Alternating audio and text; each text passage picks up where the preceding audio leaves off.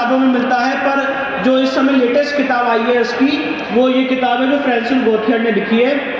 इसके page number 95 और 98 में औरंगजेब ने किस तरह से फरमान दिया और उसके फरमान के अनुपालन में मंदिर तोड़ी गई, ये इस किताब में दर्ज है, इंगित है।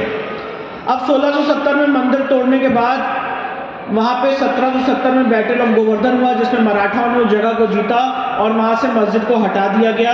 1803 में ईस्ट इंडिया कंपनी वहाँ पे आई, जिसने उस मथुरा के पूरे एरिया को अपने कब्जे में लिया।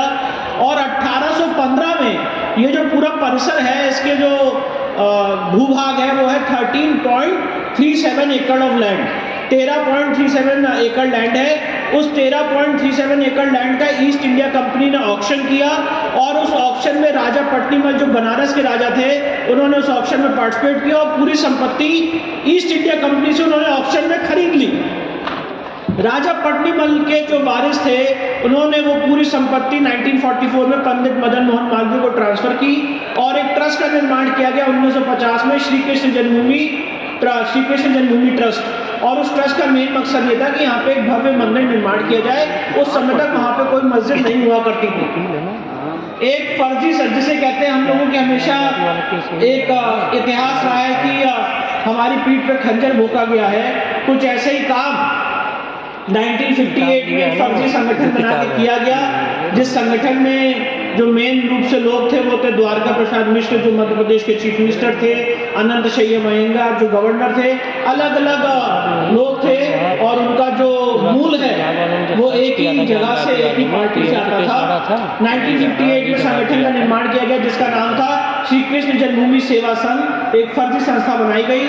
1964 में श्री कृष्ण जन्मभूमि सेवा संघ ने मुकदमा फाइल किया कि जो मंदिर की संपत्ति है 13.37 एकड़ जमीन, इसमें कुछ मुस्लिम समाज के लोग घुस रहे हैं और कब्जा कर रहे हैं।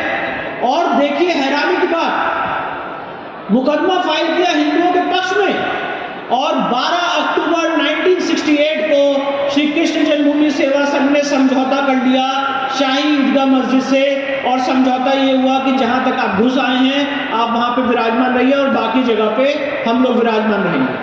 तो 11 एकड़ जो जमीन है वो श्री कृष्ण जन्मभूमि ट्रस्ट के पास रही और करीब 2.5 एकड़ जमीन आज शाही ईदगाह मस्जिद के पास है। जब हमने ये ऐतिहासिक डॉक्यूमेंट खंगाले माननीय गुरुदेव जी के आशीर्वाद से, उनके निर्देश अनुसार, तो पता चला कि ये तो बहुत बड़ा फ्रॉड हुआ है, क्योंकि पूरी संपत्ति का जो मालिक था वो तो श्री कृष्ण जन्मभूमि ट्रस्ट था। सेवा संघ को ना कोई अथॉरिटी थी मुकदमा दायर करने की, ना कोई अथॉरिटी थी कॉम्प्रोमाइज करने की। अगर हम सब लोगों ने बंटी बबली पिक्चर देखी हो जिसमें दो जो फ्रॉड लोग थे उन्होंने ताजमहल बेच दिया था, यहाँ पे कुछ वैसा ही हुआ।